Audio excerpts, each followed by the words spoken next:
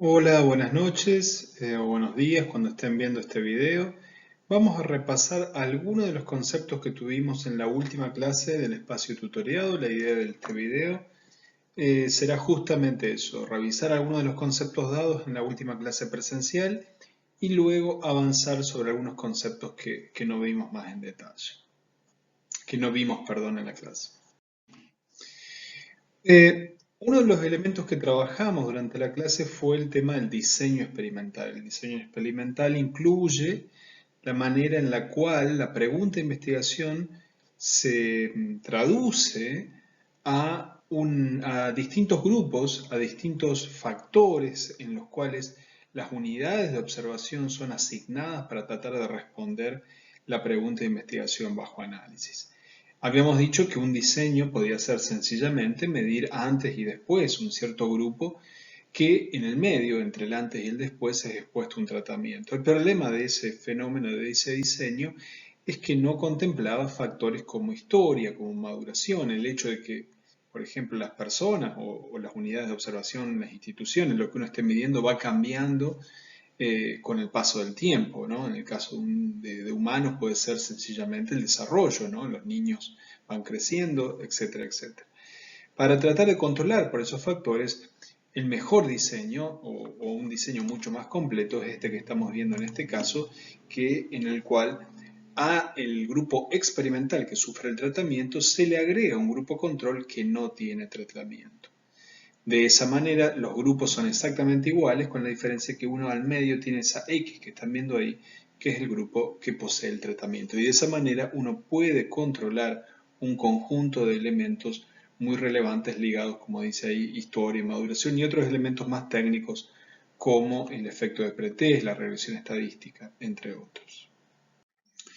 Sin embargo, hemos indicado que muchas veces uno no solo está interesado en evaluar el efecto de una sola variable, por ejemplo, un tratamiento psicoterapéutico, sino que está también interesado en ver cómo esos efectos de un tratamiento psicoterapéutico o de cualquier cosa, un tratamiento farmacológico, pueda ser diferente, ese tratamiento pueda ser mejor, peor, diferente, en función de las categorías de otro factor. Por factor me refiero a algún tipo de categoría que pueda dividir las unidades de observación en dos o más subcategorías. Por ejemplo, el sexo. ¿Sí? Sexo biológico, ser hombre o ser mujer. El sexo biológico es otro factor que podría exacerbar o inhibir los efectos de un tratamiento psicoterapéutico, farmacológico. Los tratamientos pueden funcionar mejor o peor en función, en este caso, del sexo biológico. Y de esta manera se crean estos tipos de diseños factoriales, en los cuales uno van a poder leer en los papers, van a poder leer esto que dice diseño factorial 2x2x2, 2x3, 2x4. ¿Qué significan esos números? Cada uno de los números son los factores. Y cada número, los dígitos de cada número, 2, 3 o 4, son las categorías dentro de ese factor. En un diseño 2x2 hay 4 grupos que se generan a partir de la combinatoria de dos factores, cada uno con dos categorías. Podría ser tranquilamente tener o no tener un tratamiento, ser hombre o ser mujer, se generan 4 grupos. Este, este ejemplo lo habíamos trabajado en clase, pero lo quiero ver de nuevo, lo quiero mostrar. Este es un típico diseño factorial 2x2. En este caso, el ejemplo ficticio plantea la idea de un tratamiento que se le da a personas que tienen un accidente cerebrovascular, un ACV, que tiene diferentes características de este tratamiento. Puede o no tener actividades en el hogar y puede o no tener, a su vez, el uso de herramientas informáticas como una aplicación. Con esto se nos arman 4 grupos. ¿Por qué? Porque es un diseño factorial 2x2. Nótese que tenemos un grupo control, es el que no tiene ninguna de las dos cosas, el no, ¿sí? Que es este grupo 4 que está aquí, el A4, es el grupo que no tiene ningún tipo de tratamiento. Por lo tanto, es nuestro grupo control. En los grupos sí no, es decir, herramientas informáticas sí, actividades en el hogar no. El A3 y el actividades en el hogar sí, herramientas informáticas no, que es el perdón, el A2 y el A3 respectivamente, son los grupos que tienen solo un tratamiento. Y en tanto que el A1 es el que más nos interesa porque tiene los dos al mismo tiempo. Este es un típico diseño factorial. ¿Y qué resultados puede generar? Los vamos a repasar nuevamente. Esto ya lo habíamos de nuevo visto en clase, pero me gustaría verlo de nuevo. Una posibilidad es que si vemos esta tabla de doble entrada, que sea herramientas informáticas y actividades en el hogar, si una de las líneas, una línea es mucho mayor que la otra y no hay diferencia entre este cuadradito y este cuadradito, fíjense que tener herramientas informáticas me lleva a tener más porcentaje de recuperación, 80 contra 30, contra los que no tienen herramientas informáticas, y ese 80 contra 30 no cambia si las actividades en el hogar están o no están. 80-30, 80-30. Eso, como ven aquí claramente, se traduce en que las dos barras de herramientas informáticas sí, la que tiene o no tiene actividades en la casa, son exactamente iguales. Esta es la representación gráfica de esto que están viendo aquí. Y claramente la media de estas dos cosas juntas es mucho más grande que esta, es 80 contra 30, lo que vimos antes. Esto es lo que se denomina un efecto principal de uno de los factores, en este caso el tener herramientas informáticas en la casa. En cambio, cuando lo que es mayor en este caso son las columnas, la columna del sí, de actividad en el hogar, contra la columna del no, y esa 80-30 es exactamente igual cuando hay herramientas informáticas que cuando no, también vemos un efecto principal, pero del otro factor, en este caso de tener actividades en la casa. Y esto es algo muy importante que habíamos visto previamente, también en la clase, es el hecho de que puede ser el caso de que todos los grupos sean iguales, o, dicho de otra manera, que el tratamiento, por ejemplo, con herramientas informáticas sí, no sea suficiente para cambiar el porcentaje de recuperación, que en este caso es del 50%, voy a hacerlo de otra manera, no sea suficiente para cambiarlo del 50% en relación al grupo que no tiene actividades en la casa. Sin embargo, cuando pongo las dos cosas, es decir, cuando tengo herramientas informáticas y tengo actividades en la casa, ahí sí logro un porcentaje de recuperación más elevado, y de hecho más elevado que cualquiera de los otros grupos. Es decir, ¿cuándo funciona el tratamiento? Solamente cuando se cruza con la categoría del otro factor. Cuando hay sí tratamiento en la casa, sí herramientas informáticas. Esto que estamos viendo aquí es una interacción. ¿Y por qué son importantes las interacciones? Bueno, es esta idea de que el tratamiento, el efecto de tratamiento, el efecto de algo, no necesariamente de un tratamiento, el efecto de un factor, clase social, un programa para enseñar a la lectoescritura, funciona mejor en un grupo que en el otro. Ese grupo puede ser, de nuevo, chicos y chicas, hombres y mujeres, pueden ser zonas geográficas, pueden ser niveles socioeconómicos, pueden ser historia previa, en el ejemplo, historia previa de lectura. Un programa de lectoescritura puede funcionar muy bien con niños y niñas que tengan una cierta base previa de lectoescritura. Cuando no existe esa base previa, el programa puede no funcionar. Eso es también una interacción. Y a mí me gusta postular esta idea, esta metáfora de que el efecto del tratamiento, el efecto de un factor determinado, es como una especie de flecha que viaja a lo largo de un campo enorme, de un país enorme. Y ese país tiene diferentes provincias, diferentes subsectores. Cuando la flecha se tuerce, cambia, es alterada por las provincias donde pasa, se produce una interacción. Es como si el ángulo de la flecha fuera el efecto del tratamiento. Cuando el ángulo permanece inalterado independientemente de cuál fuera la provincia que atraviesa esta flecha, no hay efecto de interacción. Es una metáfora simple y sencilla, pero que quizás a alguno o alguno de ustedes les pueda servir.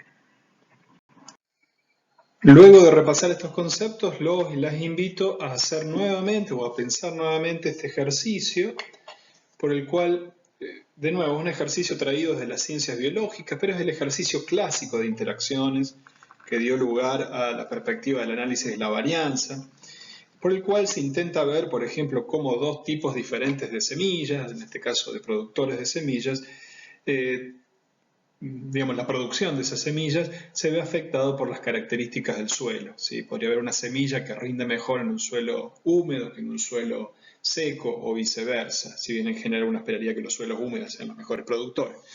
De nuevo, no es un ejemplo ni de neurociencia ni de psicología, pero es el ejemplo prototípico y me parece sencillo. En ese sentido, la idea son dos tipos de semillas, de dos marcas, de Calvo o Monsanto, y en este caso particular, ¿qué es lo que estamos viendo? Bueno, pues lo que estamos viendo es que hay dos cosas que son mayores que otras, ¿sí? ¿Cuáles son las dos cosas que son mayores que otras? El promedio de las barras grises en referencia a las barras negras. Si uno hace un promedio, el promedio de lo negro está ahí, el promedio de lo gris está ahí. ¿Y qué son estas dos cosas? Pues son las dos marcas de semilla. En este caso, Monsanto tiene mejor rendimiento que Decal. Y no importa dónde ponga la semilla, la pongo en el seco o en el húmedo, esa diferencia persiste. Entonces lo que estamos viendo ahí es un efecto principal de un factor, semilla, tipo de semilla o marca, en ausencia de, y es irrelevante, porque el promedio de húmedo, o sea, si yo no tengo en cuenta cómo es el suelo, si no tengo en cuenta tengo en cuenta la semilla, si no tengo en cuenta el suelo, el promedio de esto es esto. Y el promedio de esto es esto. Es decir, el promedio de cuánto rinde sembrar en un suelo seco o en un suelo húmedo es exactamente igual, es 1000. Es decir, no hay efecto de tipo de suelo. Hay efecto de semilla, no hay efecto de tipo de suelo, no hay interacción entre los dos factores. Este es un ejemplo viceversa. Hay un efecto principal de un factor, pero es de tipo de suelo, que sería lo que realmente debería suceder en la realidad, ¿no? Sembrar en un terreno húmedo es más beneficioso que sembrar en un terreno seco.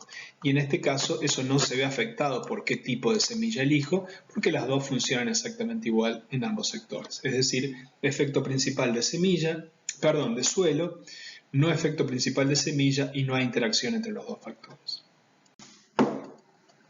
En este caso sigue habiendo el mismo fenómeno, ¿sí? El promedio de húmedo contra seco le favorece al terreno, al húmedo. Esta es la media de húmedo, esta es la media de seco. Sin embargo, hay una semilla que está funcionando aún mejor en terreno húmedo. Monsanto trabaja mejor que Decal. Obviamente, en ausencia, porque no tenemos, ¿no?, las barras de error, esto lo vimos en la clase. En ausencia de eso, lo mejor que podemos decir es que hay efecto de tipo de terreno, pero hay una interacción tipo de terreno por semilla. ¿Por qué? Porque en un tipo de terreno particular, de una de las semillas, en el caso Monsanto, trabaja mejor que Decal. Esto es una interacción. El efecto de uno de los factores no es indiferente al otro factor. Sembrar en un terreno húmedo no es indiferente de qué le meta, y sí, funciona mejor en el terreno húmedo, pero si elijo un tipo determinado de semilla, va a funcionar aún mejor. Ustedes pueden pensar todo tipo de ejemplos que se le ocurran.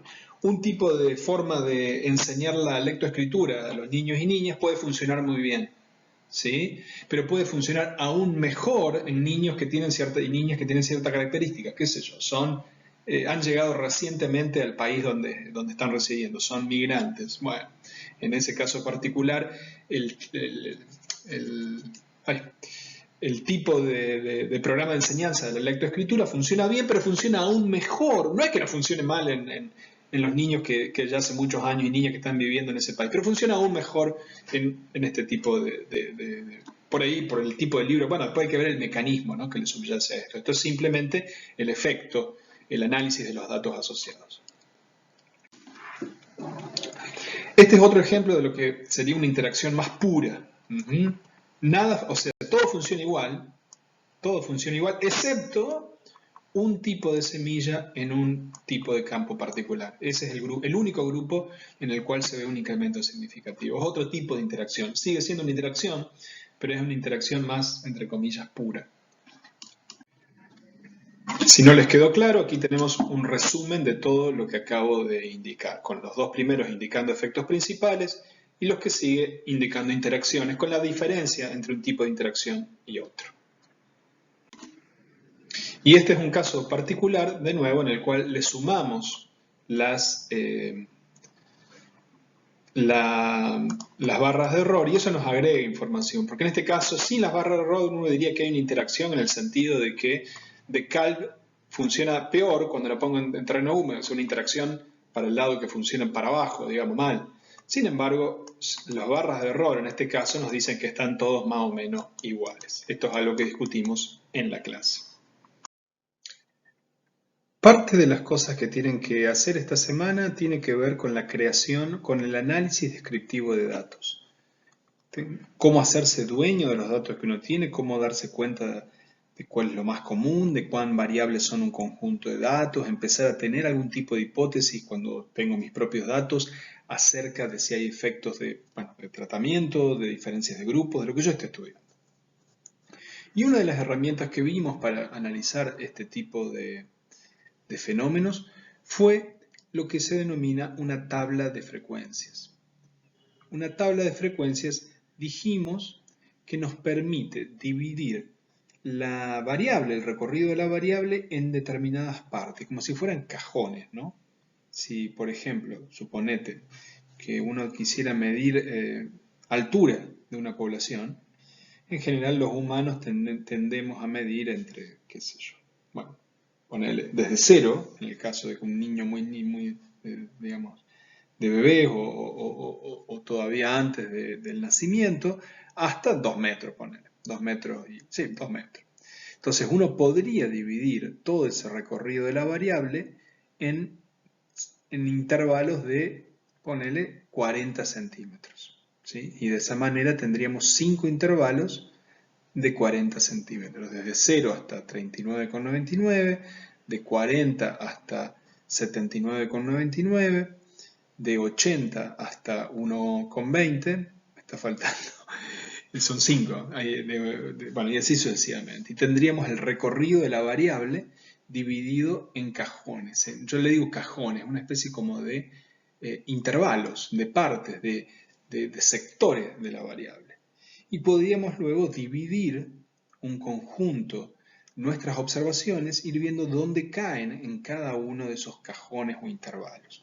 Obviamente, si estuviéramos dividiendo 20 niños y niñas de un jardín maternal o de un nivel inicial, ¿a dónde caerían? Pues caerían en los niveles más iniciales de la distribución de frecuencias, de la tabla de frecuencias. En cambio, si estuviéramos dividiendo un equipo de básquet, muy probablemente caería, o sea, en la mayor parte, la mayor porcentaje de los casos de la variable, caerían en los niveles más postreros, aquellos que llevan casi a los 2 metros. Y de hecho por ahí hasta alguno nos quedaría por fuera, porque habría alguien que mide más de 2 metros. Eso es lo que hace una tabla de frecuencia y nos permite analizar esto de una manera con números o también visual, con un histograma. El histograma es el gráfico asociado a una tabla de frecuencias. Ustedes pueden en este momento con Infostat tratar de hacer este ejercicio de las horas de estudio en fin de semana que se registran en un grupo de estudiantes. Deberían pasar cada uno de estos números que están viendo aquí al Infostat y luego ir a la planilla de, si mal no recuerdo, estaban estadísticas y en tabla de frecuencias, pedir una tabla de frecuencias, indicarle la cantidad de intervalos que ustedes desean y ver cómo pueden describir la distribución de horas de estudio en un fin de semana a partir de la tabla de frecuencias y eventualmente del histograma. Que ahora a continuación, si quieren, paren el video, hagan el ejercicio en Infostat y luego continuamos. Aquí estamos viendo los resultados. En este caso se ha dividido el recorrido de la variable que va desde 0 horas de estudio hasta 18 horas de estudio en todo el fin de semana, se lo ha dividido en 1, 2, 3, 4, 5 intervalos, aproximadamente cada uno. 18 dividido 5 es casi 4, ¿sí? De hecho 3.60 unidades de la variable en cada intervalo. En este caso, este es el límite inferior del intervalo, este es el límite, está un poquito corrido, ¿no? Esto debería ir para acá y esto para acá, y este es el punto medio del intervalo. Esto es lo que luego se grafica en el histograma y se eleva. ¿Qué es lo que se eleva en este caso? Pues bien, en este caso estamos ploteando, dibujando la frecuencia relativa. ¿Qué es la frecuencia relativa? Es el porcentaje de todos los casos de la variable, qué porcentaje cae en cada uno de estos intervalos. ¿Cuánta gente de aquellos que medimos? ¿Cuántos son los que medimos? Son 17, 26, 32, 34 personas. De esas 34 personas hay 6, aquí estamos, 6. De nuevo, está corrido, esto es la frecuencia absoluta, ¿no? Hay 6 que estudiaron entre 0 a 3 horas, 3.6 horas durante el fin de semana y representan el 18% de los casos de la variable, y esto es lo que se plotea ahí. El 32%, que de hecho es la frecuencia relativa máxima, que corresponde a 11 personas, que es el máximo, quiero decirle, es el intervalo que tiene más personas, corresponde al 32% de la variable, estudió entre 3,6 a 7 horas durante el fin de semana. Y luego tenemos 9, 6 y 2 personas que estudiaron entre 7 y 10, entre 10 y 14, entre 14 y 18. Fíjense que la gente que más estudia es lo más raro, digamos. Hay poquita gente que estudia entre 14 a 18 horas, es decir, casi todo un día del fin de semana. Y aquí yo claramente me puedo dar cuenta que lo más común es que la gente estudie entre cuánto. Y entre 4, entre 3,60 y 10,80 horas durante este fin de semana. Rápidamente con la tabla de frecuencias y con el histograma puedo tener una idea muy clara de las horas de estudio de este grupo particular. Y fíjense que podría tener dos grupos diferentes. Este grupo, por ejemplo, de la Universidad A, y tener otro grupo diferente de la Universidad B, a ver si ese grupo diferente de la Universidad B exhibe mayor cantidad de horas de estudio. Por ahí, en ese grupo de la Universidad B, los alumnos se focalizan en los niveles más elevados de la distribución de la variable. Hasta ahora lo que he comentado en esta clase adicional fueron temas que, bueno, ya habíamos visto durante la clase presencial, pero yo quería que ustedes lo vean más en detalle. Ahora vamos a empezar a ver algunos temas que por falta de tiempo no habíamos visto tan claramente en la clase. Por un lado quiero remarcar lo que está ahí en la diapo, ¿no? Esta idea de que la elección de una prueba estadística ya es consecuencia del diseño de investigación. Si yo hago un diseño de investigación con un solo grupo medido 2 veces, voy a poder aplicar un cierto tipo de análisis estadístico, pero no otro. O si mido las variables sencillamente como presencia, ausencia de algo, voy a poder aplicar, por ejemplo, chi cuadrado, pero no voy a poder aplicar t de student, o va a ser más difícil al menos. El concepto importante aquí es que la elección de una prueba estadística depende, o sea, ya está jugado. Una vez que yo ya tengo el diseño de investigación, cuántos grupos voy a tener, qué voy a medir, de qué manera lo voy a medir, con qué escala, medio que yo ya tengo las manos atadas acerca de qué hacer hacia adelante. Uno de los elementos que más claramente nos explican esto son cosas que por ahí ya lo habrán ido viendo en estadística y también lo pueden ver en los distintos papers que fuimos viendo durante el cursado, esta idea de pruebas paramétricas y no paramétricas. Rápidamente, ¿qué significa esto? Son como dos grandes familias de técnicas estadísticas. Las pruebas paramétricas son pruebas, las más famosas, la t de Student, el análisis de la varianza, la regresión lineal, la de Pearson, ¿no? Que asumen ciertas propiedades de los datos. Es como que toman los datos y como que dicen, ok, el dato que me está dando es así, es asá. Por ejemplo, ¿qué quieren decir? Que si yo estoy evaluando bienestar en términos de salud mental con una escala que va de 0 a 10 y yo lo quiero analizar con un test estadístico, si ese test es paramétrico, asume que la escala mide, que el 0 de la escala es un 0 absoluto, que la gente que mide 0, ahí es que tiene nada de salud mental, que no existe la salud mental en esa gente. Y bueno, obviamente sabemos que no es así. La salud mental en todo caso es una escala, puede medirse como algo que está, primero que es fluido, obviamente, pero que a su vez puede estar muy bien, no tan bien, etcétera, etcétera. No existe un 0 de salud mental. Eventualmente la escala puede proveer un 0 en términos de bienestar, pero es como un 0 más bien arbitrario, ¿verdad? Bueno. Sin embargo, la prueba paramétrica va a asumir que hay un 0 real, va a asumir que si alguien tiene 4 de salud mental, tiene el doble de salud mental que aquel que tiene 2, por ejemplo. Es decir, toma una serie de propiedades sobre las variables. No necesariamente lo que yo le arroje al test tiene esas propiedades. ¿Y qué pasa? Bueno, el test no va a dejar de trabajar, no, va a trabajar igual, pero no va a trabajar tan bien. Es decir, ¿qué significa no trabajar tan bien en estadística? No me va a arrojar la respuesta que me va a dar, por ejemplo, si hay o no diferencias entre los grupos, su grado de certeza va a estar afectado. Si yo quiero trabajar con datos que no tienen esas propiedades que acabo de nombrar y con un test que esté preparado para ello, que no me exija esos requerimientos, puedo trabajar con estas pruebas que están aquí, pruebas de tipo no paramétricas. Las pruebas no paramétricas, como dice ahí, no exigen que los datos se distribuyan de una manera determinada, pueden trabajar con datos que sean Pedro tiene más salud mental que María. ¿Cuánto más? Bueno, no sé, tiene más. Bueno, los análisis paramétricos pueden utilizar ese tipo de información de tipo ordinal. Cuando uno piensa en los análisis estadísticos, en general, en ciencias sociales o en ciencias biológicas, son muy comunes los análisis de comparación de grupos. Tengo 2 grupos, tengo 3 grupos, lo que se conoce como K-grupos. Son diferentes las medias de estos grupos entre sí, es lo más típico. O sea, ¿no? Tengo un grupo de controles, un grupo de pacientes que tienen, qué sé yo, demencia tipo Alzheimer y otro tipo de pacientes que tienen una patología sin compromiso cognitivo, póngale trastornos cardiovasculares, y evalúo memoria a corto plazo. ¿Hay diferencia en la memoria a corto plazo en esos grupos? Sí, no. Eso es el típico estudio que uno puede encontrar, digamos. Sin embargo, es interesante empezar a ver, y ustedes lo tienen en los papers que tenemos, en lo que hemos visto, otro tipo de diseños también muy comunes y más sencillos que nos permiten empezar a entender los análisis estadísticos de otra manera.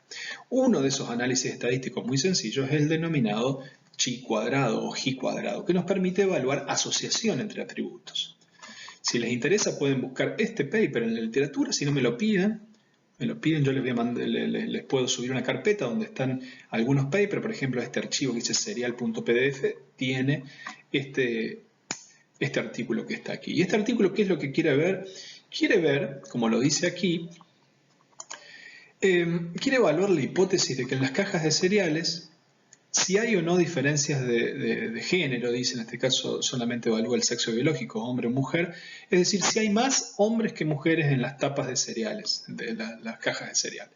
Tiene una idea, digamos, un trabajo viejo, digamos, en el cual todavía la perspectiva de género no era tan marcada, pero va con esa idea, ¿no? Con la idea de que puede haber, llamémosle, prejuicio o diferencia en relación a qué sexo está sobre representado en las cajas de cereales. ¿Y qué es lo que hacen? Van a supermercados y miran un montón de cajas de cereales, 217, y hacen muchas cosas. También ven cosas como los caracteres de tipo animado o de tipo de animales. Pero para nuestro interés lo que hacen es analizar. ¿Hay más cajas que tengan hombres que mujeres o mujeres que hombres, si bien su hipótesis es que hay más hombres que mujeres?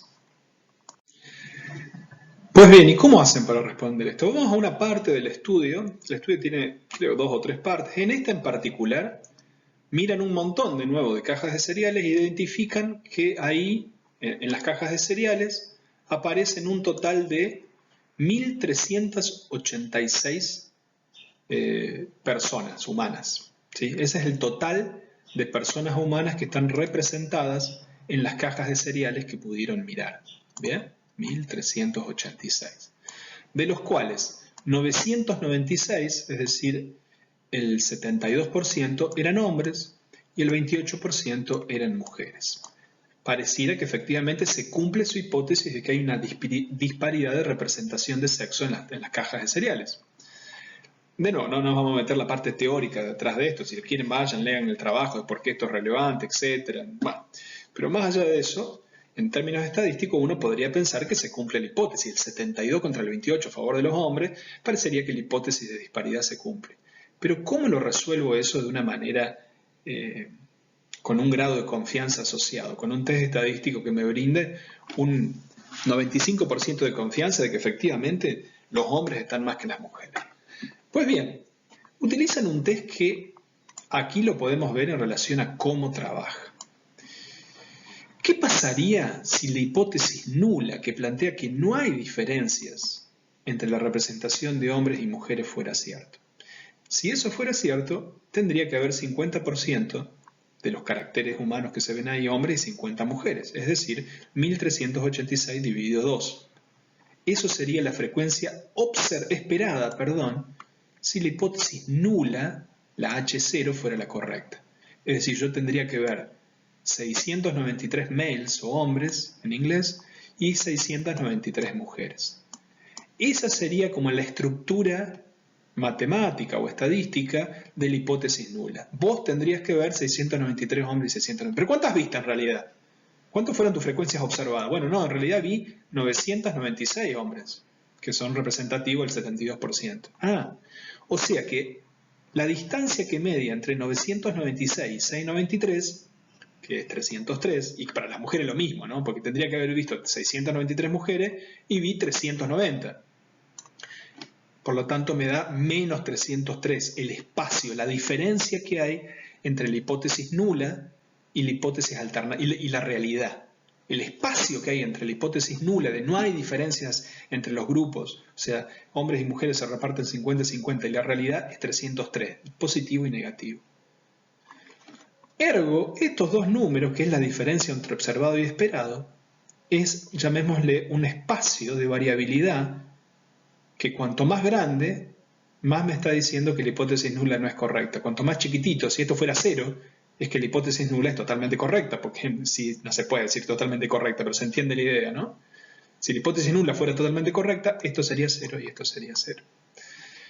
Por lo tanto, estos dos números son una indicación de cuánto me estoy alejando de que la hipótesis nula fuera correcta. Si los sumo, si les hago una adición, me va a dar una idea de cuán alejado estoy yo de que la hipótesis nula fuera correcta. Como en realidad si los sumo me van a dar 0 porque uno es positivo y otro es negativo, yo los elevo al cuadrado. Hago la diferencia de cuadrados. Observado menos esperado al cuadrado. Y ahora sí los sumo. ¿Sí? Cuando, bueno, en realidad hago una formulita más, hago observado menos esperado al cuadrado y lo divido por esperado. Esto que estoy tomando en última instancia, ¿sí? Esto que estoy sumando, estoy generando un número que es el valor de chi cuadrado. Es decir, chi cuadrado es un test estadístico que hace todo esto que estamos viendo acá. Cuando ustedes ven el valor de chi cuadrado, pues bueno, la fórmula, si yo levanto la tapa si chi cuadrado fuera un auto y yo levanto la tapa del capó y veo cómo funciona, funciona de la manera que estoy haciendo. Chi cuadrado se fija para cada una de las celdas del diseño cuál es la diferencia entre observado y esperado. Esas diferencias entre observado y esperado las eleva al cuadrado. Luego les aplica un paso más. Básicamente pesa las diferencias entre observado y esperado de acuerdo al valor de lo esperado. Tiene que ver con algo de la n, eso no quiero meterle más elementos aquí. Pero finalmente genera un número, y ese número, si es muy chiquitito, es porque las diferencias entre observado y esperado eran muy chiquititos. Si es muy grande, es porque las diferencias entre observado y esperado son muchas y por lo tanto estoy más cerca de rechazar la hipótesis nula y aceptar la alternativa. Hay más elementos dando vuelta aquí, hay algo que se llaman valores de libertad, hay una tabla en la cual yo me fijo el punto crítico cuando la chi se hace muy grande. Cuando ese valor que deriva del observado y lo esperado se hace muy grande y yo puedo rechazar la hipótesis nula. Hay una tabla asociada de grados de libertad. Hay más elementos, pero lo más importante que tenemos que tener en cuenta es que cuando yo veo un valor de chi cuadrado, estoy viendo un test estadístico que trabaja sumando cada diferencia entre lo que yo vi en la realidad y lo que yo esperaba si la hipótesis nula fuera correcta. Por lo tanto, si chi es muy cerca de 0, yo mantengo la hipótesis nula. Cuando chi se hace muy grande, ¿por qué se hace grande? Porque la diferencia entre lo que yo vi y lo esperado según la hipótesis nula, hay mucha diferencia. yo puedo empezar a acercarme al lugar de rechazar la hipótesis nula y aceptar la alternativa. ¿Qué pasaría en el ejercicio anterior si asumimos que 793 de los 1383 caracteres eran hombres? Bueno, hago lo mismo. Resto 793 dividido en 1693. ¿Sí? Y divido lo que son y resto lo que son las mujeres que me quedan, 593 dividido en 693, me va a dar 100. Es decir, las diferencias cuadráticas son 100 positivas y 100 negativas. Si elevo eso al cuadrado, me va a dar 10.000 y 10.000. Y así voy para adelante. Aplico el final de la chi, eso me va a dar 28,86 y voy a poder seguir rechazando la hipótesis nula. Vamos a utilizar ahora la información que hemos ido aprendiendo sobre chi cuadrado para ver un caso que ya habíamos visto. Este era un paper que lo vimos en clases, que es un trabajo en el cual quieren ver si las actitudes hacia la carrera de cirujano cambian drásticamente cuando se realiza la rotación durante el tercer año de la carrera, al menos en el plan de estudio que esta gente está viendo, digamos. Y si eso, digamos, puede ayudar a explicar en última instancia las razones por las cuales, al menos en el momento en que se escribió este artículo, había un declive en el interés hacia esta carrera. Fíjense que la idea es que toman un trabajo bastante simple, toman un conjunto de gente y le hacen preguntas acerca de este tema que estoy comentando, ¿no? De su interés en la carrera, y luego dividen a los estudiantes en 4 grupos separados, de acuerdo a si pasaron o no la rotación y si acuerdan o no con lo que se les pregunta. ¿Usted está de acuerdo en que este trabajo no está lo suficientemente pago para el nivel de esfuerzo que se requiere? Sí y no. ¿Pasó usted la rotación? Sí, no. Y ahí la rotación, digamos, en la residencia. Es un momento de la carrera en el cual tiene que estar mucho tiempo en el hospital, con poco tiempo para hacer otras cosas, etc. Se forman así 4 grupos separados, como dicen acá. Y fíjense, para el análisis los estudiantes fueron divididos, como acabo de decir, en 2 grupos, de acuerdo si habían o no tomado el clerkship, la rotación. ¿Sí? Y a su vez, lo agrego yo esto, si acordaban o no con lo que se les preguntaba. Y estos grupos fueron comparados utilizando ¿qué? El test de chi cuadrado que vimos previamente. Lo que están viendo es lo que acabo de mencionar, digamos, ¿sí? Se divide, es como si uno le hace todas estas preguntas a 30, 40, las personas que sean, y después como que uno tiene las respuestas en una bolsa, en un papelito, y dice, a ver, saco un papelito de la bolsa, Andrea, ¿acuerda en que la profesión no está lo suficientemente paga? Sí, acuerda. Ah, ¿y pasó la rotación? Sí. Y hacemos un palote. Y vamos sacando papelito por papelito. Ricardo no pasó la rotación y no acuerda en que la profesión no está lo suficientemente paga. Y así vamos armando esto. Y así sucesivamente. ¿Sí? Vamos armando, vamos distribuyendo las respuestas de cada uno de los participantes en estas cajas. Y se termina armando esto. Fíjense, ¿qué pasaría si la hipótesis nula de que no hay relación entre acordar o no con las cosas que le estamos preguntando y haber pasado por la rotación? La hipótesis nula postula que no hay relación entre eso, digamos, que independientemente, que la misma cantidad de gente va a estar de acuerdo o desacuerdo con el enunciado, haya pasado o no por la rotación. Y sería algo así. Más o menos, si 40 pasaron por la rotación, 20 van a estar de acuerdo que la profesión lleva a tener poco tiempo con la familia y más o menos la misma cantidad va a estar, de los que no pasaron por la rotación, van a estar de acuerdo o no con el enunciado. Pero ¿qué pasaría si la hipótesis alternativa de que pasar por la rotación por este tercer año me hace cambiar a mí de actitud hacia la carrera, en este caso de cirujano, si yo fuera estudiante? Pues bien, la hipótesis alternativa sería así, ¿sí? Cuando yo no pasé por la rotación, por el tercer año de la carrera, y bueno, el 50% está de acuerdo en que lleva a tener poco tiempo con la familia y el otro 50% más o menos que no. Ahora, cuando pasé por la rotación, la gran mayoría de la gente ahora sí va a estar de acuerdo con este enunciado y solo algunos poquititos no van a estar de acuerdo. Lo que están viendo ahí es cada una de las preguntas que se le hicieron. No le hicieron una sola, le hicieron una, dos, bueno, todo esto son preguntas. El entrenamiento son preguntas relacionadas con la carrera, ¿sí? Y ahí tienen los números reales que se encontraron en el estudio, y aquí tienen el chi cuadrado, y aquí tienen el p-valor, es decir, si efectivamente ese chi cuadrado fue lo suficientemente grande para superar el punto de corte a partir del cual yo puedo rechazar la hipótesis nula y aceptar la hipótesis alternativa. Algo muy importante que vamos a ver y que no debe perderse de vista es que todo esto puede graficarse. Todos los resultados no solamente pueden narrarse, pueden escribirse, pueden aplicarse al análisis de datos, sino que yo puedo ver particularmente los estadísticos descriptivos como media y error a partir de gráficos, ¿sí? En este caso, esta es una pregunta. Estas son las preguntas, por ejemplo, que la profesión, se le pregunta a la gente si cree que la profesión hace que no tenga control sobre su propio tiempo, ¿sí? O que no provee, o que ser cirujano no hace que uno tenga tiempo libre. Y fíjense cómo, a medida que van pasando los años de la carrera, cada vez más gente responde a esos ítems en forma positiva. En cambio, los ítems que son al revés, digamos, o sea, que están planteados a la inversa, van bajando. Por ejemplo, el trabajo está bien pago.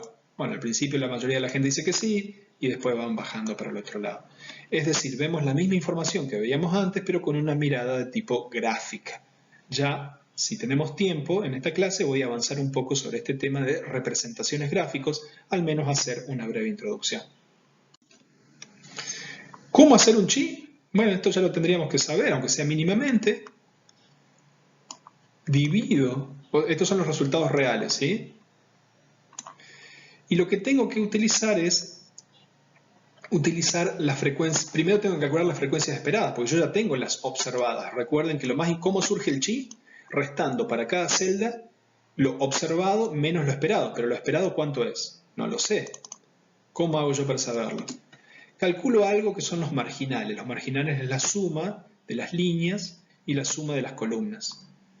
Y calculo la n total. En este caso es 80, que es la suma de los marginales propiamente dichos. 53 más 27, 40 más 40. Luego de eso, aplico una fórmula que aquí la tenemos, que es la frecuencia esperada es el total del marginal del renglón por el total del marginal de la columna dividido la n total. Y ahí obtengo las frecuencias esperadas si la hipótesis nula fuera la correcta. A partir de aquí se aplica otra fórmula, que es la fórmula del chi, que no la quiero explicar, pero me interesa que ustedes tomen no tanto la fórmula en sí, bueno, la pueden copiar, la pueden sacar de un libro, la pueden ver en los análisis, el software lo aplica de una manera automática, Infostat se lo aplica, pero me gustaría que ustedes sepan de dónde surge. La fórmula de chi cuadrado, lo más importante es que hace las restas. 18 menos 26,5, 22 menos 13,5, 35 menos 26,5, 5 menos 13,5. Y todos esos numeritos se suman entre sí, no directamente, pero sí se van sumando. Básicamente recuerden, se elevan al cuadrado primero, porque algunos pueden ser negativos, y eso, cuanto más grande ese número final, esa adición final, más probable es que yo pueda rechazar la hipótesis nula y aceptar la alternativa. En este caso en particular, les sugiero que traten de hacer el ejercicio de aplicar lo que hemos visto hasta ahora y traten de, ustedes mismos y mismas, tratar de generar cuál es el valor del chi cuadrado. Recuerden, ¿cómo es el índice de chi cuadrado? Es la sumatoria de, para cada celda, lo que observado menos lo esperado. Si era 18 menos 26, no me acuerdo cuánto era el valor de lo esperado, que lo vimos antes, la fórmula para calcular lo esperado. 18 menos 26, si fuera así, sería menos 8, ¿verdad? 8 al cuadrado es 64, por lo tanto ahí sería 64. Y calculo para cada una de esas celditas ese valor. Es la sumatoria de observado menos lo esperado al cuadrado dividido lo esperado, ¿sí? Dividido 26, es decir, 18 menos 26, eso lo elevo al cuadrado y a eso a su vez lo divido por 26. Y luego hago la suma de cada uno de esos valores. En este caso me debería dar 16,16, que es bastante elevado, ¿sí? Es un número que se aleja bastante de cero y que por lo tanto, más allá de que no vamos a ver todo el tema de los grados de libertad, yo ya intuitivamente puedo pensar que yo podría en este caso rechazar la hipótesis nula y aceptar la alternativa. Bueno, yo entiendo que esto puede ser como muy desafiante, pero tómenlo esto como una actividad extra para tratar de poner a prueba lo que han hecho, digamos, ¿sí? Hay un ejercicio que podemos realizar que evalúa la posible asociación entre el hecho de que una madre gestante fume durante el embarazo y que el niño presente bajo peso al nacer. Y se hace un seguimiento de 2.000 madres gestantes. Los datos de ese resultado, de ese estudio, están en un archivo que lo pueden descargar que se llama contingencia-fumar y lo pueden evaluar con Infostat. Fíjense que en este caso cada unidad de observación es un niño, ¿sí? Y ese niño tiene o niña tiene dos atributos, tiene o no tiene bajo peso al nacer y su madre fumó o no fumó, de manera tal que podríamos analizarlo mediante un análisis de chi cuadrado. Si ustedes se fijan en el archivo que yo les acabo de comentar, van a encontrar que los números específicamente, las frecuencias observadas son las siguientes. ¿Cuántos niños tuvieron bajo peso? Bueno, hubo aproximadamente 148 niños, de los cuales 43 su madre fumó y 105 su madre no fumó. Fíjense que si uno viera eso, solo esos números, diría, bueno, en general, no sé si hay asociación entre fumar y bajo peso al nacer, porque de hecho de los 148 solo 43 tuvieron bajo peso al nacer. Claro, el tema es que de los que no tuvieron bajo peso al nacer, no, perdón, estoy diciéndome algo equivocado. De los 148 que tuvieron bajo peso al nacer, solamente 43 la mamá fumó, ¿sí? Hay una cantidad bastante grande de chicos que tienen bajo peso al nacer, 105, y aún así la mamá no fumó. O sea, qué sé yo, con estos solo dos datitos, con el 43 y 105, si efectivamente hay una relación entre fumar y el bajo peso al nacimiento. El dato crítico acá es que tengo también 1.800, casi 50 chicos que no tuvieron bajo peso al nacer.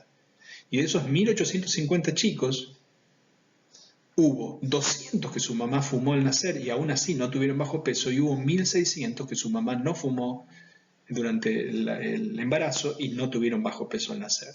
Con toda esta información yo puedo evaluar la hipótesis de si hay una asociación entre fumar durante el embarazo y bajo peso al nacimiento. Les propongo que traten de resolver esto en Infostat, y para saber cómo hacerlo en Infostat pueden recurrir a este video que está aquí, que está colgado ya en el playlist del curso, que se llama Video 5, ejecutando un análisis de chi cuadrado en Infostat. Ese sería el número, el índice de chi cuadrado que debería salirle a ustedes cuando realicen el ejercicio. Bueno, vamos a hacer unos minutos más de esta clase y en esta última parte quisiera mostrarle una parte diferente de lo que hasta ahora hemos venido viendo de análisis de datos. Hasta ahora solamente nos hemos preocupado por cómo podemos, cuál es la pregunta de investigación, cuáles son los grupos de investigación, cómo eso se reporta en los papers, cómo puedo analizar los datos estadísticamente, en fin, un montón de elementos asociados, y muy tangencialmente hemos visto cómo dibujar los datos. Y eso es muy importante porque presentar los datos visualmente, con gráficos, fotografía, brinda otra narrativa a los datos. Una narrativa mucho más cercana a una comunicación mucho más rápida, particularmente para los que no son científicos o científicas, pero también para nuestros pares científicos, para nuestros pares investigadores. El uso de gráficos es diametralmente diferente en ese aspecto. Y tiene una larga tradición en ciencia. Vamos a ver algunos de esos ejemplos históricos. Lo que están viendo aquí es uno de los primeros usos que se le dio a los gráficos en ciencia. Esto es una epidemia de cólera que hubo en Londres y que no se sabía, recuerden, estamos hablando del siglo XIX, no se sabía en este caso cuál era el factor etiológico asociado al cólera, qué lo causaba, y por lo tanto, sin saber eso, era muy difícil realizar cambios en la vida diaria de la gente o realizar cambios en la estructura de un lugar que te estaba atravesando por un brote de cólera para tratar de aminorarlo. Este trabajo de un señor que se llamaba John Snow Lo que hizo fue en un barrio que había mucha cólera, hacer un dibujo en el cual los puntos negros, estas aquí, esto que está aquí, etcétera, etcétera, son bombas de agua en un momento en que Londres todavía no tenía agua corriente. Y lo que hizo fue plotear, es decir, dibujar las bombas de agua y luego dibujar con puntitos todos los lugares donde hubo muertes por cólera, gente que había muerto por cólera. La hipótesis asociada de este trabajo era que obviamente el cólera por ahí se movía a través del agua, es decir, que podía haber fuentes de agua contaminada y que la gente que estuviera cerca de esas fuentes de agua contaminada podían morir. Si yo podría identificar esas fuentes de agua contaminada, pues bien podría disminuir el brote de cólera. ¿Y qué se dio cuenta este señor Snow? Que la gran mayoría de casos de cólera eran toda gente que vivía en esta calle, la Broad Street, calle ancha, y que iban a buscar su agua en esta bomba que estaba acá. Y efectivamente, este gráfico que ven aquí permitió identificar que esta bomba de agua estaba dando agua contaminada con cólera y por lo tanto se intervino sobre esa bomba y se redujo ese brote de cólera. Es un ejemplo muy conocido en la historia de la ciencia, el uso de representaciones de chi cuadrado, test estadístico, sino a partir del uso de dibujos se comprobó una cierta hipótesis de relevancia sanitaria. Hay muchos ejemplos más de este tipo. Este es un trabajo muy conocido de Mary Cooper Jones, que fue una pionera en el desarrollo de las terapias psicológicas y en la aplicación de lo que se conoce como desensibilización sistemática. En un caso clínico que es el caso de Peter, que era un niño que tenía fobia a los objetos blancos. ¿Y qué es lo que hacía Mary Cooper Jones? Aplicaba una técnica que hoy conocemos de sensibilización sistemática, que es la exposición repetida al objeto fóbico o a elementos parecidos al mismo en un ambiente controlado que es el ambiente de la terapia. Y poco a poco, a partir de ejercicios de regulación emocional, a partir de ejercicios de relajación, se va logrando que la persona vaya progresando y acercándose e interactuando en forma, entre comillas, normal con el objeto fóbico. Y ella dibujó en este gráfico que en el eje de las X están las semanas de tratamiento y en el eje de las Y con letras, desde la A hasta la P, creo que, o Q, son estadios en los cuales el niño cada vez se va acercando más y más y más y más y más a los objetos fóbicos, o que en principio eran fóbicos.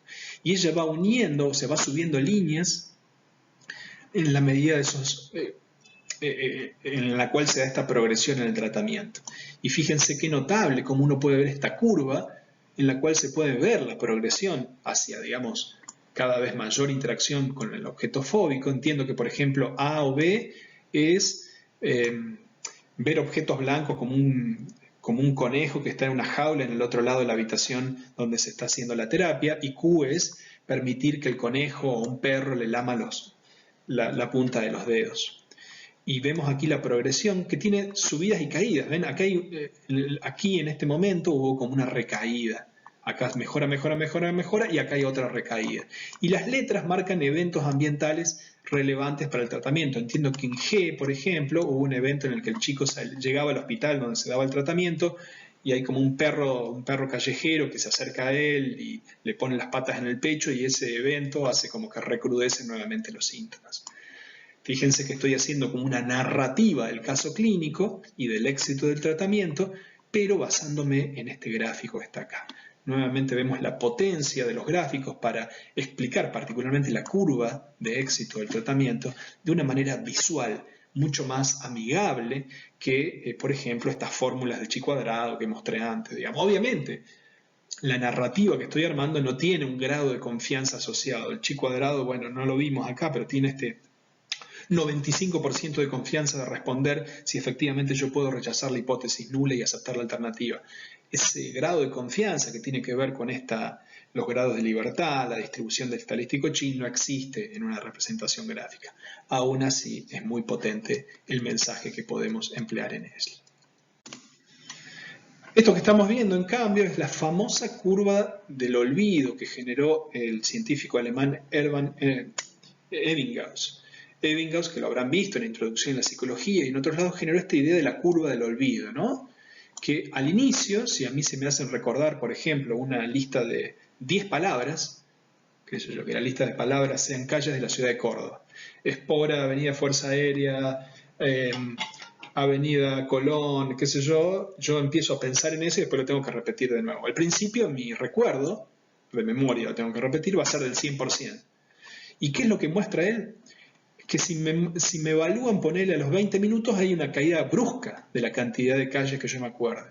Si me evalúan a la hora sigue bajando bruscamente y básicamente como a las 12 o 15 horas al mediodía de que se realizó el entrenamiento, yo me olvidé como, ¿cuánto? Me olvidé el 70% de las calles que a mí me habían enseñado. Me queda solo un 30% de aprendizaje. Pero a partir de ahí, casi que lo que me acordé no me lo olvido más. Incluso cuando me evalúan un mes después. Pues bien, esta curva de aprendizaje con esta caída marcada se replicó posteriormente en un conjunto muy grande de sujetos, de pruebas, etc. Y esta curva es una curva famosa de aprendizaje, que indica esa curva, esa caída inicial y esa permanencia posterior. Y Ebbinghaus, en lugar de explicarlo estadísticamente con test como los que acabamos de ver, lo informó con esta curva de recuerdos, que nuevamente fue muy importante, esta curva sencilla de representar gráficamente para difundir este hallazgo, que es uno de los hallazgos más conocidos de lo que es la psicología de la memoria y el aprendizaje.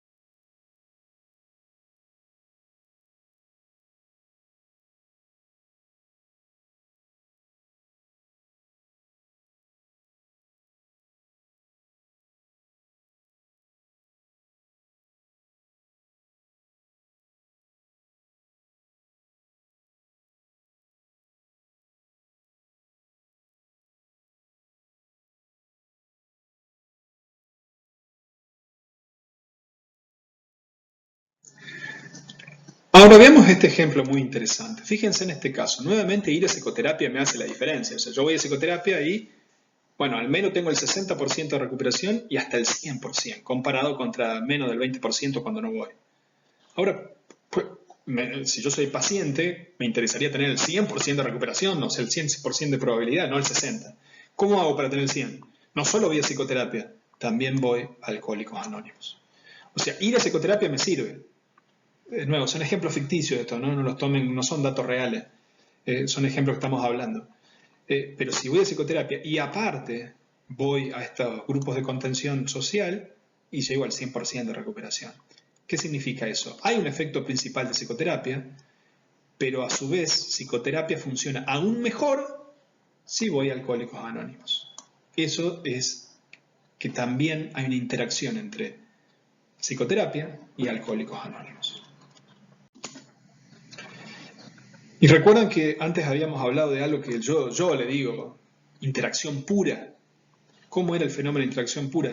Nada funciona, es decir, fíjense en este caso. Todo está en 20% de recuperación, excepto un grupo. ¿Cuál es ese grupo? El que tiene las dos cosas. En este caso, la psicoterapia no parece per se funcionar, este tipo de psicoterapia para el tratamiento del alcoholismo, pero si a su vez la ayudo, le meto como coayudante el grupo de ayuda social, ahí sí llego a un 70% de recuperación. Eso es lo que denominamos una interacción pura, donde ninguno de los efectos de los tratamientos o efectos principales per se funciona, pero la combinatoria de ellos me trae un outcome positivo de tratamiento. Bueno, con esto ya más o menos vamos finalizando esta clase extra de hoy, en la cual profundicé sobre algunos contenidos que no habíamos visto tan bien y sobre algunos nuevos, ¿no? No habíamos visto también en la clase, quiero decir, y algunos nuevos. Simplemente indicar que hasta ahora hemos visto gráficos de líneas y gráficos de barra, pero hay un conjunto muy grande de gráficos, de representaciones gráficas que ustedes pueden utilizar. En este caso, por ejemplo, es lo que se denomina un diagrama de dispersión, un scatterplot. En inglés lo pueden encontrar en algunos software, que es el gráfico casi siempre asociado cuando uno tiene una regresión, una correlación de Pearson, que uno quiere ver, por ejemplo, qué sé yo, la relación entre nivel de ingreso económico y cantidad de veces que se va al cine, la relación entre cantidad de veces que estoy expuesto a un estresor y la probabilidad que yo tenga de ser diagnosticado con, o el nivel de bienestar emocional. Ese tipo de relaciones entre dos variables lo veo en un diagrama de dispersión. Obviamente los gráficos más comunes y más simples son estos de barra, ¿no? En los cuales yo subo la media hasta un determinado lugar y la acompaño como para facilitar la visualización con un cuadrado, digamos, cierro esa línea que es la media con un cuadrado. Y a su vez le agrego estos índices de dispersión, esos bigotes que suben y abajo para indicar la dispersión. Obviamente siempre es bueno tratar de el gráfico meterle un poco de color, de línea, ponerle cosas como una leyenda que me diga qué es cada una de las barras que estoy viendo, ponerle muy lindo el eje de las X, indicar cuál es la variable dependiente en cuestión. A veces uno lo da como por sobreentendido esto, pero son todos elementos que ayudan mucho a la comprensión visual de un gráfico. Y con esto finalizamos. Cuando, por ejemplo, uno elige entre los gráficos más comunes de barras o de líneas, en general, cuando yo tengo un diseño que evalúa cosas a lo largo del tiempo, fíjense, en este caso, por ejemplo, tengo 3 marcas de bebidas cola, Pepsi, Coca o Control, y quiero ver cómo las mismas van cambiando en cantidad de ventas a lo largo de los meses, enero, febrero, marzo, abril, mayo. Ese tipo de diseños de series temporales casi siempre es mejor graficarlos en línea, porque la línea da una idea del paso del tiempo. ¿Sí? En este caso yo puse en el eje de las X las categorías de las bebidas cola, sin embargo sería más pertinente poner aquí los meses, ¿sí? E ir pasando y poner 3 líneas simplemente, una para Pepsi, otra para Control y otra para Coca-Cola, e ir viendo cómo cada una de esas marcas van cambiando a lo largo del tiempo.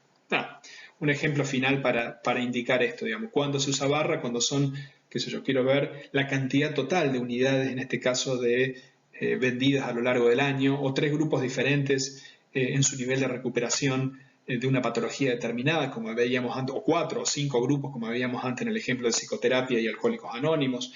Ese tipo de gráficos, de datos, perdón, se presta mucho mejor para barras, en tanto que gráficos de series temporales se presta mucho mejor para líneas. Bueno, espero que les haya gustado la clase de hoy. Nos seguiremos viendo en el espacio tutorial. Muchas gracias.